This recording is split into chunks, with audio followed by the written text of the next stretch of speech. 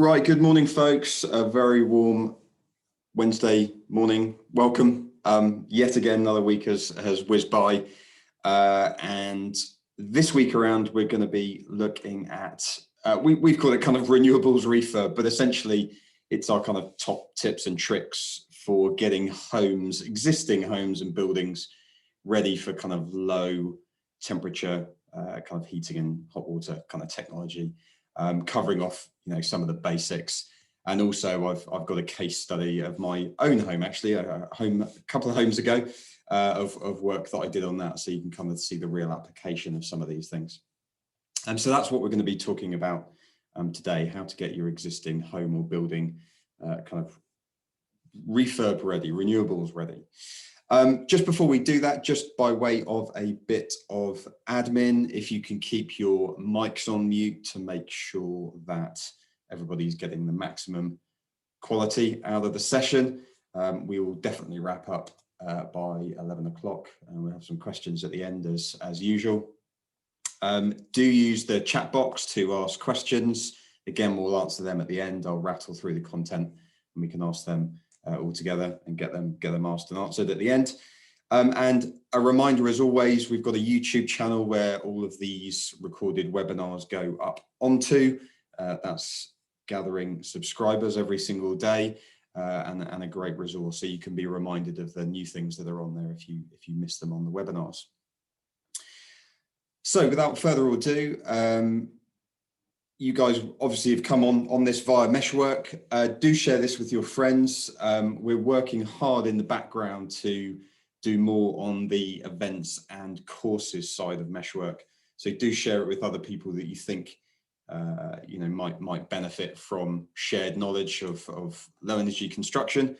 Yeah, we'll be asking you sooner rather than later, what courses and stuff that you wanna put on there. We really need to put some kind of meat behind the platform, it's a big subject matter. So we're trying to think of some sensible themes to kind of get started with, so we can get some of you guys learning further and sharing that information between you. But for the moment, do share with others the platform. You guys will know what the benefits are, not least that it's free and it's offering something that isn't readily available elsewhere on the web. And it's great to see that community growing. Probably in the last month, the community's grown well over 100%. You could argue probably about 150%. And we're going to keep it that way until we're smashing a huge amount of value. You can find lots and lots of people on there. So if you're new to the webinars, just a quick kind of 30 seconds on who we are as Mesh Energy. We're independent energy consultants based in Farnham, Surrey. We're doing projects across the UK and Europe, and even some in the States. But fundamentally, we're here to work with the design team, the wider design team, to make sustainable building design as effortless as possible. It's a kind of it can be quite quickly a complex area to kind of get into. And whatever stage you're at, we can offer support there to really make sure you can smash it out of the park, whether it's your first or your 50th. We're there to support you doing that. Lots more to be found on the website and around the web, but that's it for now. So what we'll cover today, this is a repeat. I think I might have done this one a couple of times over the last 12 months, but again, worthy of being repeated, else we wouldn't be doing it. But we're going to be covering a few kind of key things, really, not least the basics. But just by way of putting this into a bit of context, we'll be talking about high energy problem and the low energy opportunity. We'll be talking about the good old fashioned mesh energy hierarchy. We're looking at a list of kind of priority refurbishment improvement areas for existing buildings. And then, as I say, we'll look at this case study of mine at the end of the presentation. And roughly it'll be kind of half an hour, 40 minutes tops, really. And then we can take questions. And as always, this is being recorded, so you can watch it after. If you have to drop off, you can watch it again at your leisure. So the high energy problem and the low energy opportunity. The problem we have in the UK at the moment is we've got some pretty big numbers.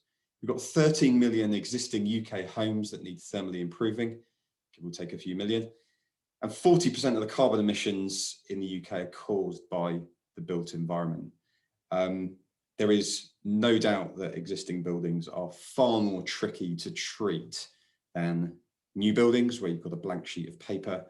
And this will be one of the biggest headaches over the next kind of 20, 30 years that the UK needs to get its head around. There have been various false starts with grants from the government and getting it executed. And we've got to sort ourselves out here, but there is money that needs to be spent to reduce the energy or emissions of the existing housing stock. And it's not an easy solution. Every single house is unique. We have dumb high temperature fossil fuel technology, gas, oil, LPG, electric storage heaters, and a lot of dumb control systems in buildings. There's a lot of cool things you can do with tech, but most houses still have control systems from the 80s, 90s and 2000s in them, which are pretty useless and are very, very inefficient. There's a lot of historic oversizing of radiators, and rule of thumb this again leads to a lot of inefficiency. And there are still concerns over improving, and rightly so, technical concerns over improving old, drafty, well-ventilated buildings and coming up or exacerbating damp issues in buildings. And that is in its own right is a kind of a technical issue, and people have been caught out with that before. But like all of these things, with good design and proper surveying and proper advice, they can easily be tackled without too much heartache. But one of the biggest things, as you guys will be aware if you're part of the Meshwork and learning, is there's a huge lack of knowledge. People don't know what they've got to do. They know they would love to spend less money on heating bills for homes. They know their home is leaky. They know their home is poorly performing. But what do you do? Where do you start? And what are the practical steps? But on the flip side, there's a massive opportunity. If we can get our heads around these things, there's the holy grail of lower fuel bills, considerably lower fuel bills, a greater feeling of year-round warmth, and just thermal comfort generally. We're talking about homes here, but you've got schools, you've got universities, you've got workspaces where a greater feeling of comfort leads to higher levels of productivity. There are greater levels of fuel price resilience. If your home is better insulated, whatever fuel that you're on, you're going to be using less of, and if those prices fluctuate, then you're going to get impacted less as a result. And taking a big step back, when we look at decarbonisation, generally we'll be using less carbon in order to heat our buildings. And a nice little cherry on the top, it's becoming increasingly obvious that low energy homes have a higher market value. There are various studies that have been done. We're kind of long overdue for one to be done for today's properties, but there is a lot of data that shows you that low energy buildings are more desirable, not least by people buying first and second homes at the moment, but they are valued beyond old, leaky, inefficient homes and properties. And commercially, this is even more so. You'll find that commercial rents are considerably higher for low energy buildings. So there's a big problem, but there are big opportunities as well. And as I say, it's not an easy thing to fix. So the mesh energy hierarchy, we talked about this over and over again, but there is one slight caveat when it comes to existing buildings, and that is that the first layer on this hierarchy you can basically forget, because the building is already built. It's not a blank sheet of paper. You have the location, you have the orientation, and you're kind of stuck with the form, really. So with that scrubbed off, the die is cast in that kind of sense. What we're talking about when we're talking about refurbing and improving buildings is looking at the fabric elements of the building, the roof, the floors, the walls, the windows, the doors, and looking at the air tightness and drafts and ventilation of those spaces. And they are intimately related. And then once we get those sorted out, having a look at the technologies or the low energy technologies that we put in those, and to really get the very best from renewable technologies, keeping running costs low, given that a lot of renewable technology is electrically powered, is that you need to have sorted out the fabric and the air tightness. Don't just jump to renewable technology because you've spoken to a great salesman and they've sold you a wonder product.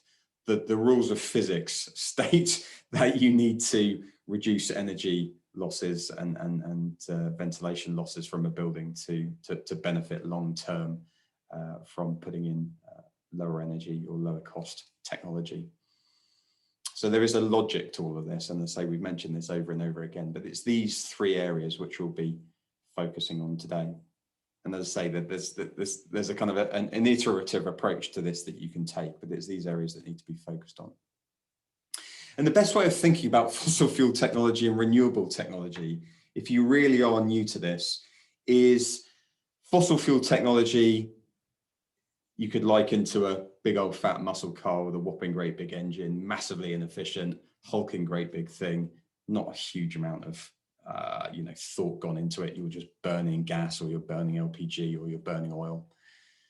But the renewable technology and the buildings that need renewable technology are a bit more like F1 cars. You've got a lot more analysis going into them. They're more considered, they're more lean, they're more streamlined. And as a result, you end up with a far more efficient solution at the end of it. And there are two simple steps. It's as easy as this. Step one is whatever project you're looking at, whether it's a garden office that you're working in, or whether it's, I don't know, Apple headquarters in the middle of California, to make any building more energy efficient, you need to drive down the building heat and ventilation losses and think about the management of those, particularly when it comes to ventilation and heat recovery. And then figure out the energy that you do get into the building, how that low grade energy is effectively transferred to the occupants. If you don't do both of these, you will lose. If you do one of these, you won't maximize the opportunity, or you could spend a lot of money and not gain from the benefits. And to use that as an example, imagine you do loads of great work reducing the energy loss of the building, and you've got some awful radiators or some other kind of emitters in the building, and you can't successfully get that energy into the building even to heat it at that low level, then you're going to have failed. You might have spent, tens of thousands of pounds on a heat pump and still not be able to heat the occupants properly.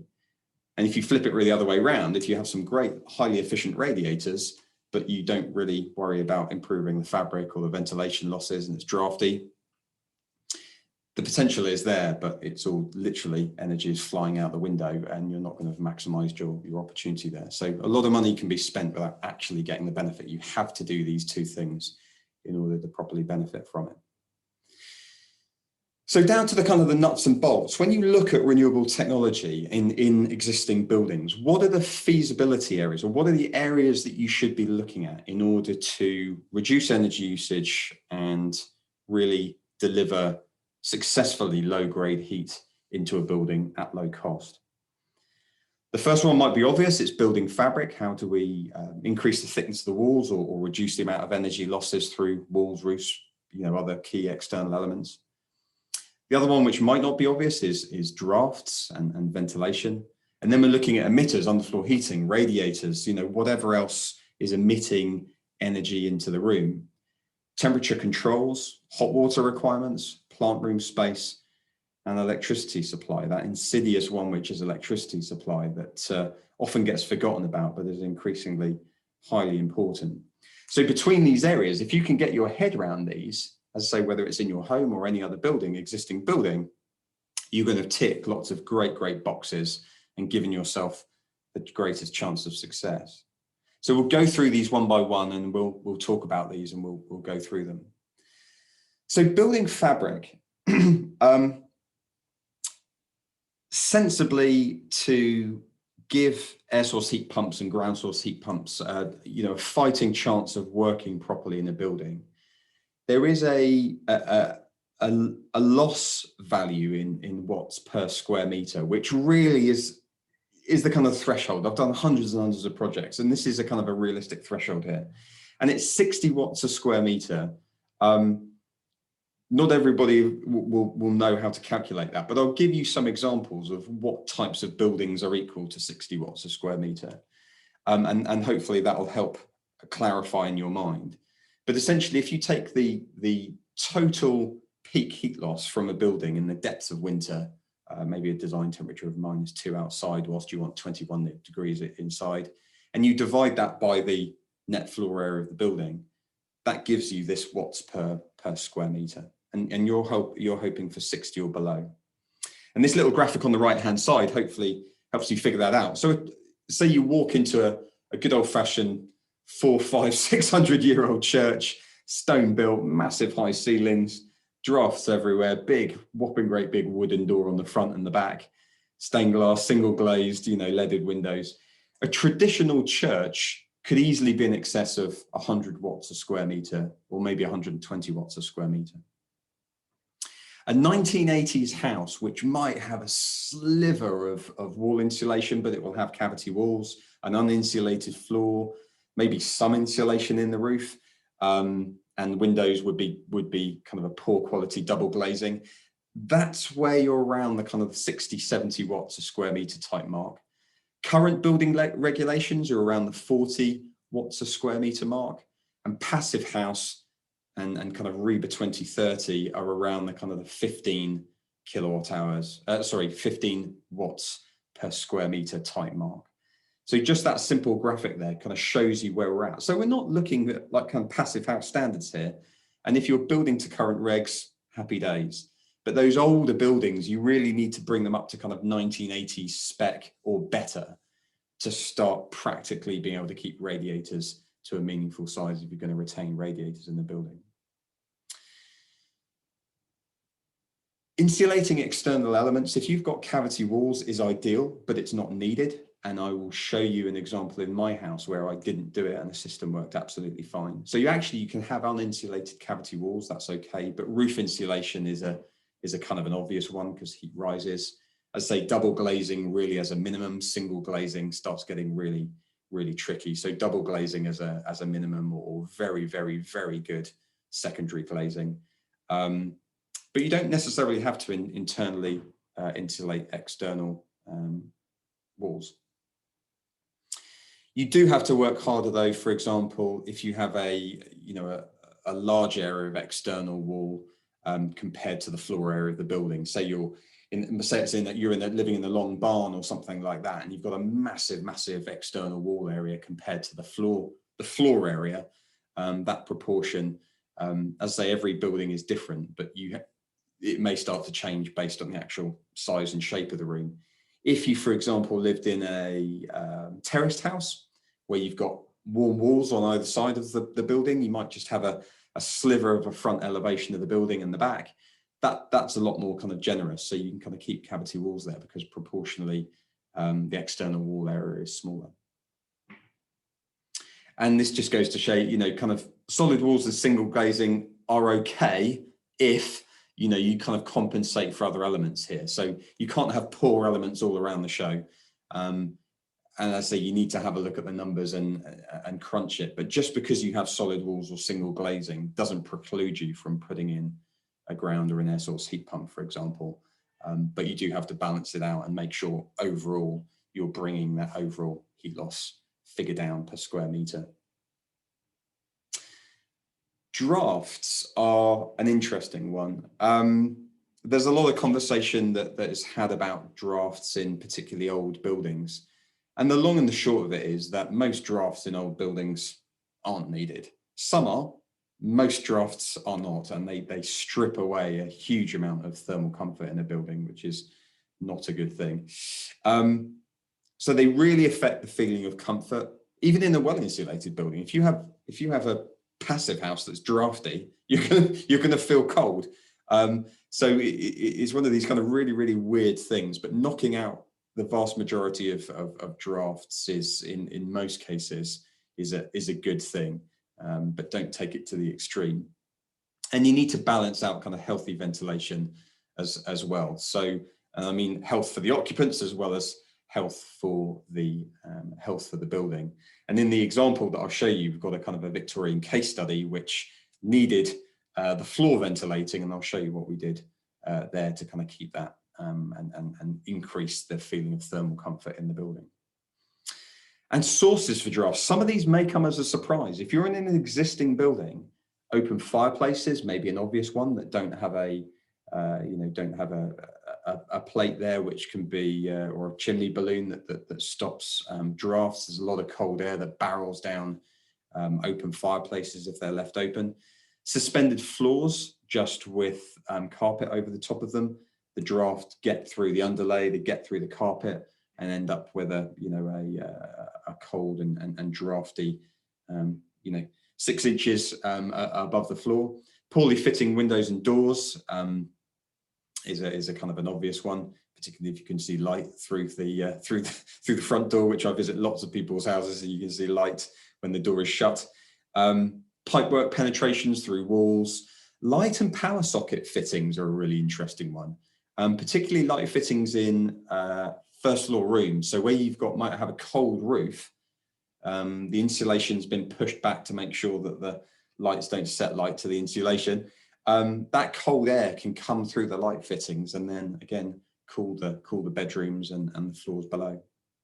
And poorly fitting loft hatches and loft penetrations, same kind of thing again, where you've got that cold space in the roof, that really insidious, cold air is percolating down through the building, right down to the ground floor. So how to identify them? Again, you might be familiar with some of these. Cobwebs is a really good one. Spiders build cobwebs where there are drafts.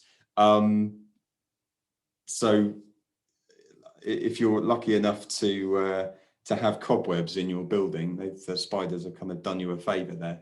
And not least with cobwebs, you can see them blowing around when there are drafts.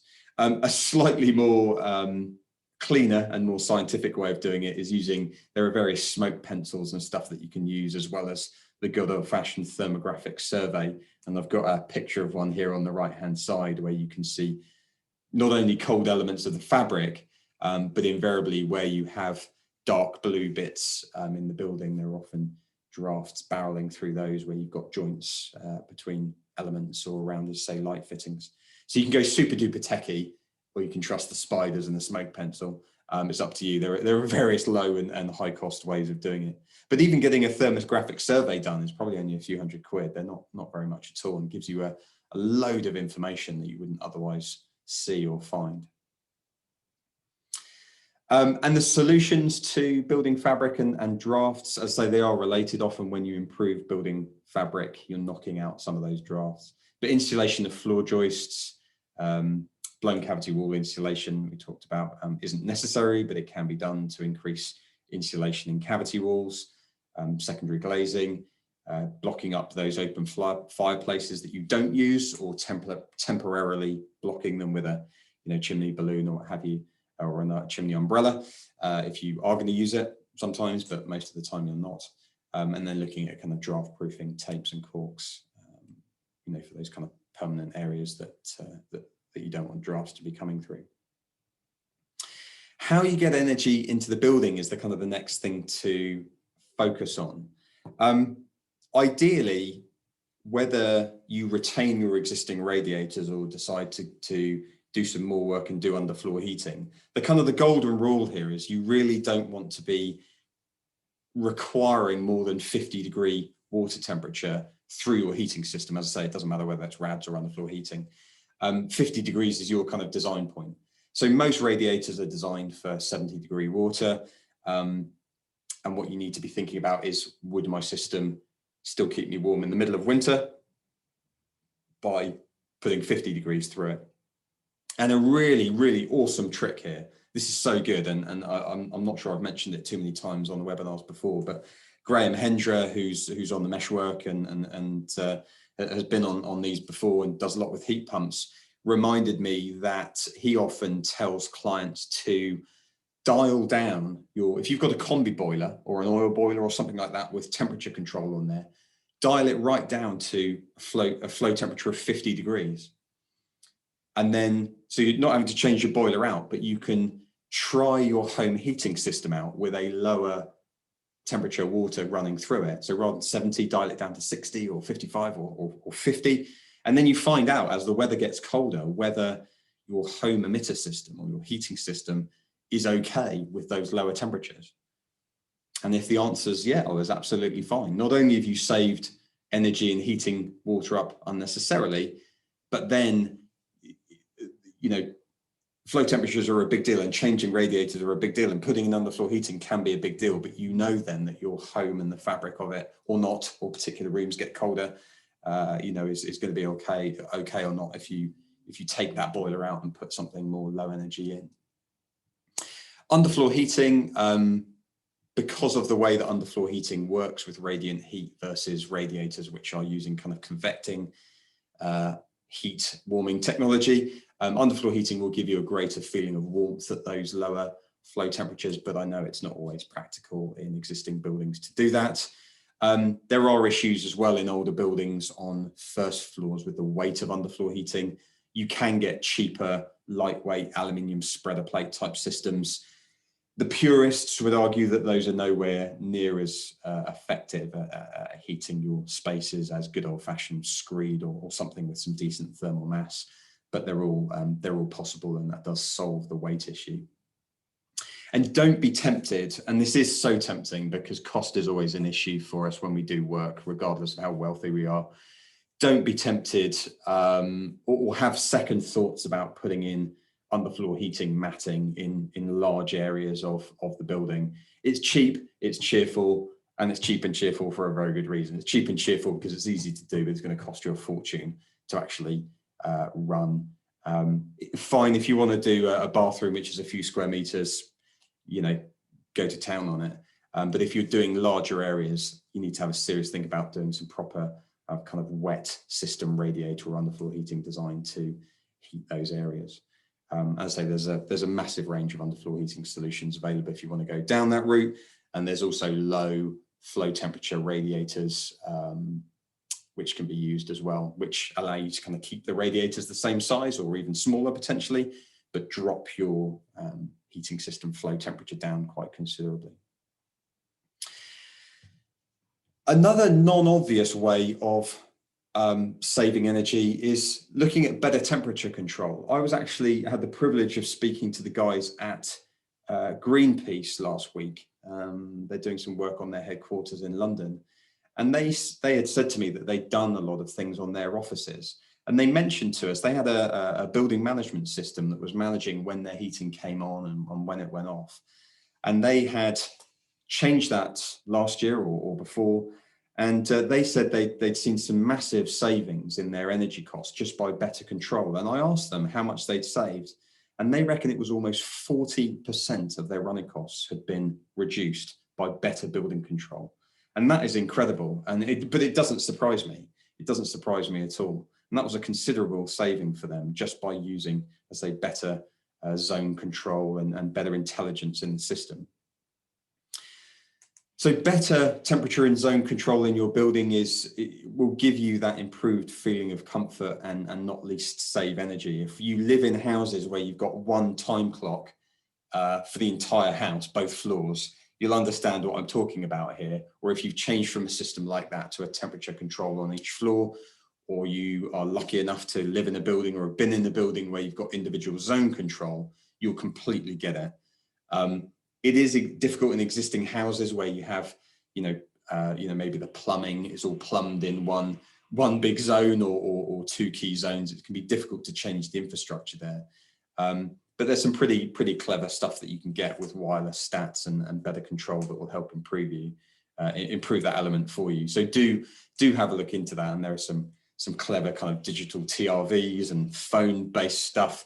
For the real kind of techie geeks, you can go a long way down that path. Admittedly, you probably have to spend a bit of money to do that, but do have a think about how you're controlling effectively the system in your building. And at the very least, change your thermostats on your radiators. If you've got old TRVs or thermostatic radiator valves, 50% of them probably aren't working properly. So get some decent new ones in, service your radiators, and you'll probably find out just revamping TRVs would make a big difference, because they'll actually properly work rather than getting stuck in a single position and you having to manually turn them up or give them a kick to turn them on.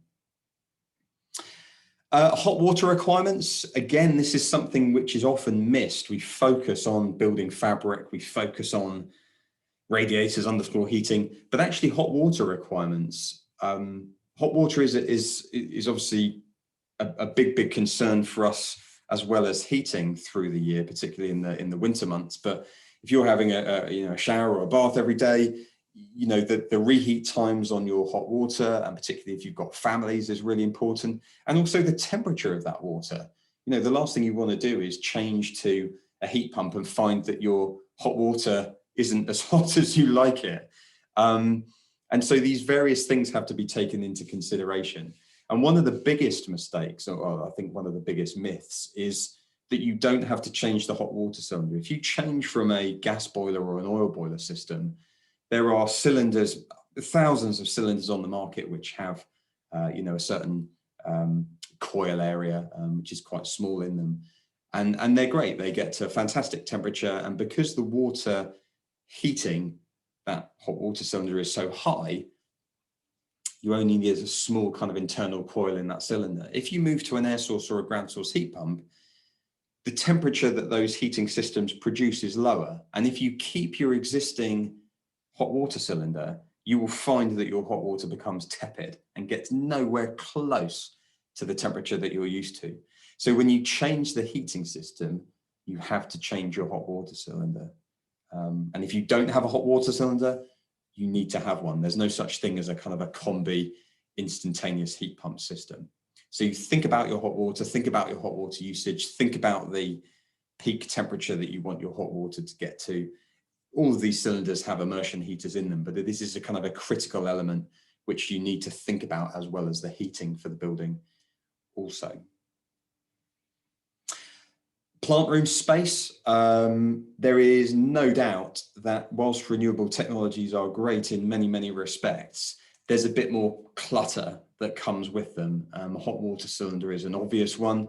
If you've got a combi boiler system, you will need a system where now you've got to find space for a hot water cylinder. There's a few more pumps and valves and safety things that go on because they're often pressurized systems.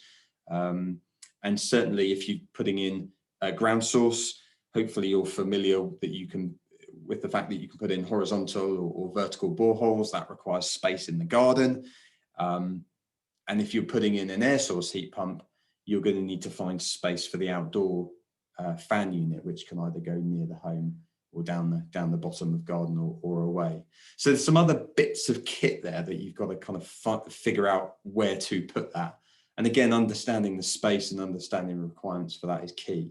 What I would go back to say is the fact that if you've done a great job of reducing the energy usage of the building, then you can put in physically smaller systems. It probably won't change your hot water storage capacity size, because that's proportional to the amount of bedrooms and hot water outlets and stuff you've got in the house. But the actual heating system, there may be an opportunity there to reduce the size of that and reduce the size of the physical equipment in the building as well. And there are, particularly for air source heat pumps, there's all kinds of different types of system that you can get. But again, speaking to ourselves or speaking to installers about actually the space that you need is really critical compared to just a gas boiler hung on the wall. You're going to need some other kit in there. So plant room space, particularly in smaller houses, can be really critical. And then finally, the electricity supply. It's becoming increasingly more important to review and just check that the electricity supply that you've got going to the building is enough. If you're lucky enough to have a kind of 100 amp single phase supply to your existing home, happy days. Often there's where your meter is, where you read your meter, there's often a sticker there's like a black box, which is the fuse. And often you can see a sticker on there, which shows you what the incoming supply is. Otherwise, you can call up your network operator and they will tell you pretty quickly what power you've got to the building. Particularly on medium-sized and larger homes, if you're thinking about putting in as part of your refurb, maybe electric vehicle charging points, and you're cooking on electricity, and maybe you've got an electric shower, and then you're thinking about putting an electric heating system like a heat pump, it gets pretty sticky and pretty borderline. So talk to your network operator, talk to us about helping you do some calculations. And in medium to large scale house applications, it may be that you need to upgrade your electricity supply, and invariably that would cost money. It might cost £1,000, it might cost £10,000, it might cost more, but don't just barrel into a low energy refurb project without thinking about the electricity supply. It's really, really critical, and get all the information that you need on that before you go too far down the road and can't cheaply reverse back. Again, that's something that we can help you guys out with, but you can do it free if you've just got a bit of time on your hands also. So I said I would wrap up with a case study. We'll just do kind of 10 minutes on this. This was my very first home. So I'd come out of university, I got married, and I bought a house, and it was a Victorian house in Borden in Hampshire, built in about 1908. And we were, as you will see, lucky enough to have cavity walls, pretty standard Victorian construction, quite linear as far as a house goes. There was, you came in the stairwell, you had the living room, then you had like a dining room, and then you had the kitchen, and then you had like a toilet, moldy toilet outhouse thing towards the back. And you can see here, this is the roadside, so this is a semi, so ours was on the left here, and then at the back we had this kind of big cat slide roof, cold roof, cavity walls, and a slate damp proof course. We also had a lovely kind of pink salmon coloured kitchen as well, and it was pretty cosy, and we were on the gas main. The house was about 100 square meters in size, fairly typical kind of starter home. It was actually double glazed. The double glazing was about 10 years old, so there was cold loft space. We had suspended floors, typical kind of brick piers with timber construction, and then floorboards, and then carpet downstairs. The kitchen actually had a solid floor. And we had kind of pressed steel radiators throughout. And so using those kind of feasibility headings that I was talking to you about, we'll just kind of rattle through those, and I'll show you what we did. And this is pretty much what we did here. I found out that the floor was slightly rotted in the house. And as I say, because of these raised floors in Victorian houses, they've got air bricks around the house. So there was ventilation. The underside of the floor needed to be ventilated. And as you can see, these kind of hit or miss bricks, which allow air to flow through between these pier sections. And then you've got a kind of a DPC layer, and then your floor joist on top of that. And so I decided, the floor was freezing. You could feel that the drafts were coming up through the floorboards. So we insulated between the joists. And in fact, in this case, I actually recessed it slightly and put a screeded underfloor heating system on top of this. So we took out the radiators downstairs and put in underfloor heating in the two main living spaces. We actually left the windows. So I actually did some calculations, and to be honest, I didn't have much money at the time. So upgrading the windows was a waste of time. And I actually left the cavity wall as it was. I knew I could insulate that if some of these other things didn't quite do enough. But I knew that insulating the cavity would, again, cost benefit. It would give me a bit more benefit, but it was going to cost me 500 odd quid, and there was a government subsidy at the time. So I actually left the cavity wall as it was. But the big change here was insulating the floor, and I put in about 75 millimeters of PIR insulation in the floor joists. But I also insulated the loft. It was a cold loft, and I decided to make it a warm loft. So I took all the plasterboard. Well, there wasn't anything up there actually, to be honest. So I insulated between the joists. On top of the joist, put plasterboard up, and I actually vented the ridge. And that was a really critical thing. I allowed air movement between the felt and the insulation that I'd put on, and actually put a ventilated ridge tile system on the top to make sure that we didn't have condensation issues in the roof. So I insulated the floor and insulated the roof, but actually left the walls and the windows as they were.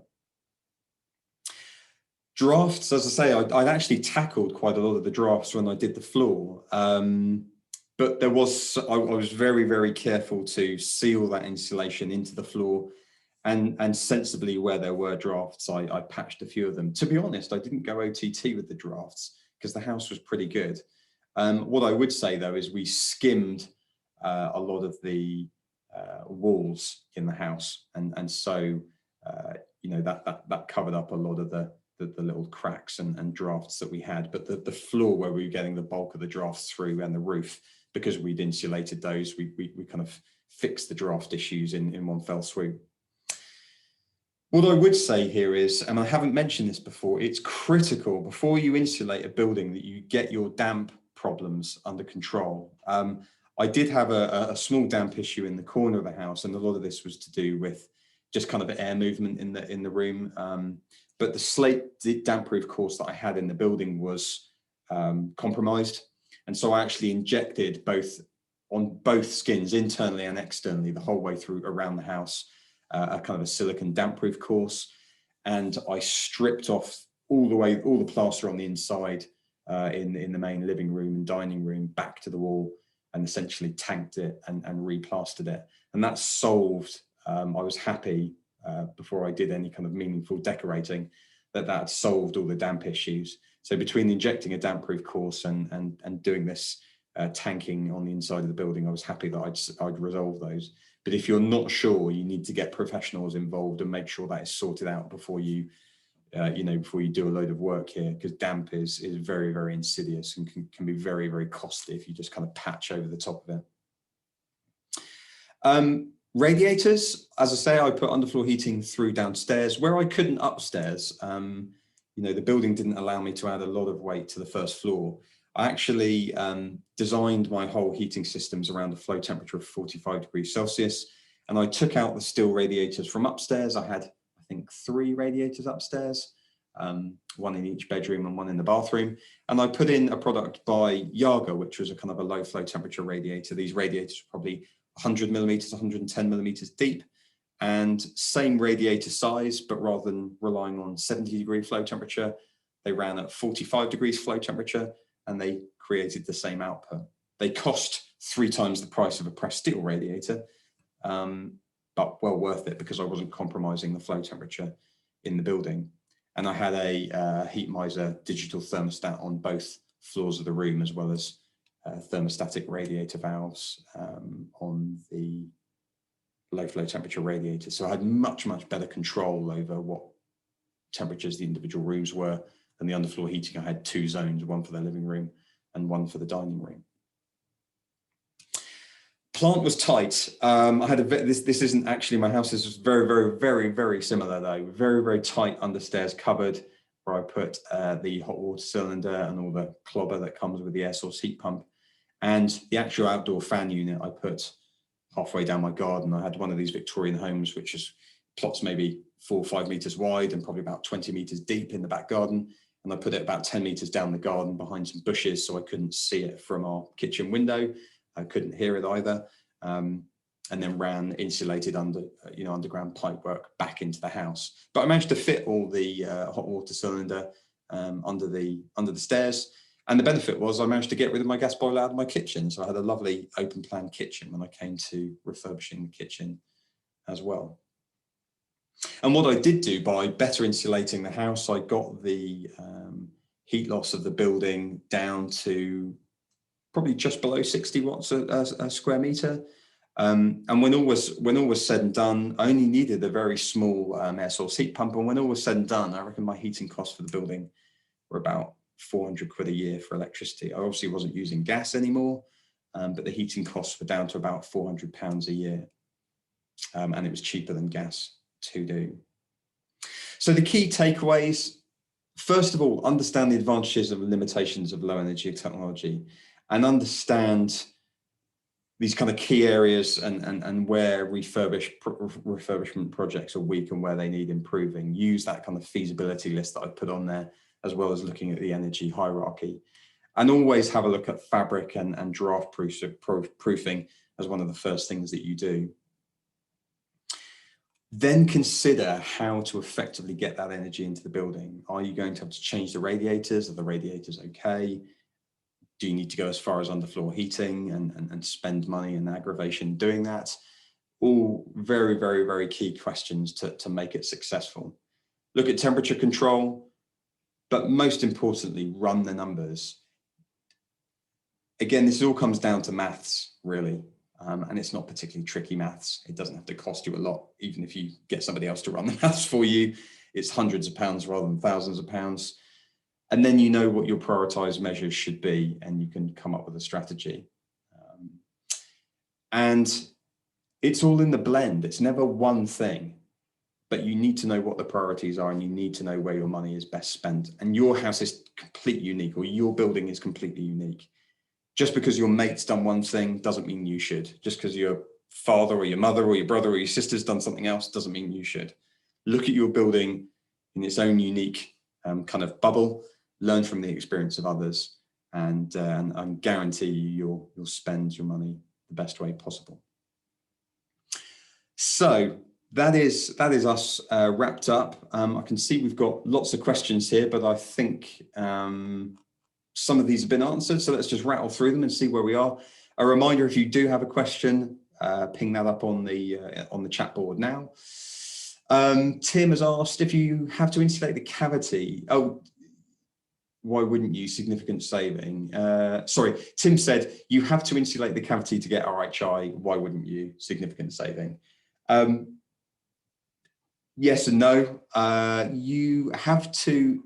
So what Tim's talking about there is the renewable heat incentive. The domestic renewable heat incentive runs till March. If you would like to get the renewable heat incentive, yes, you must insulate the cavity if you have one. If it's a solid wall building, or you can't insulate the cavity for whatever reason, you don't have to. But yes, to get the renewable heat incentive right, you're right, Tim, you have to insulate the cavity. As to why wouldn't you? I mean, in my particular case, I didn't, and I didn't need to. And it was actually before the domestic RHI, so I didn't have that choice. Why wouldn't you? Simply because you might determine that the benefit is not worth the cost. And again, you can run the numbers and figure that out. Everybody's different. That there may be glaringly obvious things that you can do which gives you a better benefit per cost. I know there aren't the grants available as much as there were for doing cavity wall insulation, but that's one reason why you wouldn't, simply because there are other things which get you further, faster and cheaper. And in my particular case, I left it and could have done it at a later date without affecting the way that I'd finished the building. Martin has said, we find that in 90% of the cases, we can get the cylinder and pumps for an air source heat pump in the same space as an existing hot water cylinder. Yeah, as I say, Martin, you will know this. There are a great range of air source heat pump products, and you know, there are probably 4 times the amount of air source heat pump products that are put in versus kind of ground source. And we will continue to see this. We'll see better and better pre-plumbed cylinders, particularly if you have a monoblock, what we call a monoblock solution, which is a slightly bigger outdoor fan unit. It means you need less gear inside. There's a few valves and the hot water cylinder. There's still pipeworks and expansion vessels and all those kinds of things which you might not have at the moment if you've got a combi boiler system. But there are some really cool, neat package solutions for very, very small houses. So do have a look at your options and speak to others and speak to installers about what they can offer there. Richard said, you mentioned placing an air source heat pump down the bottom of the garden. Is there an efficiency issue with doing this? It's appealing as air source heat pumps are not particularly attractive to look at. Richard, yes and no to that question. Certainly, there's 2 different ways that you can do it. If you go the monoblock air source heat pump route, which, as I say, is having this slightly bigger outdoor fan unit, but essentially you're getting hot water straight out the back of that unit. You can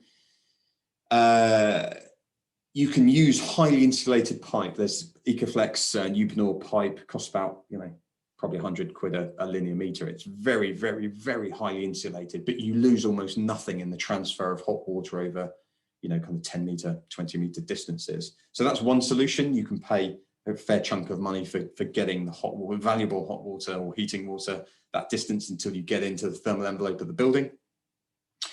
If you go for a split system, which is where you have an outdoor fan unit, and then you have what we call refrigeration pipes. So the heat energy is actually carried using a refrigeration medium into an indoor unit, which looks a bit like a wall-hung gas boiler, and then converted into hot water. refrigerant mediums are far more efficient at carrying that energy. You can put those in just insulated underground pipework, but more like Armaflex closed cell insulation rather than big hulking, great big, highly insulated pipework. The more you insulate these pipes, the better.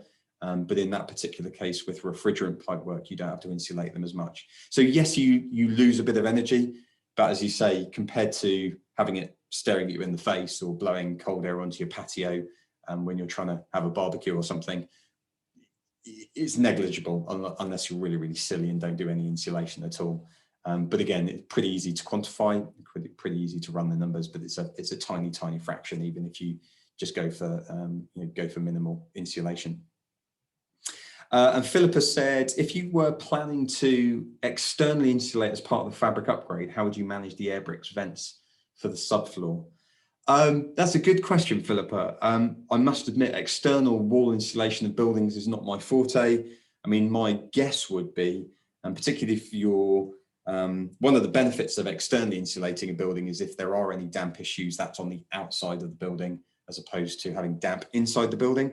And certainly, if you don't want to reduce the floor area internally of a building, external insulation is great, and particularly for certain types of looks of buildings.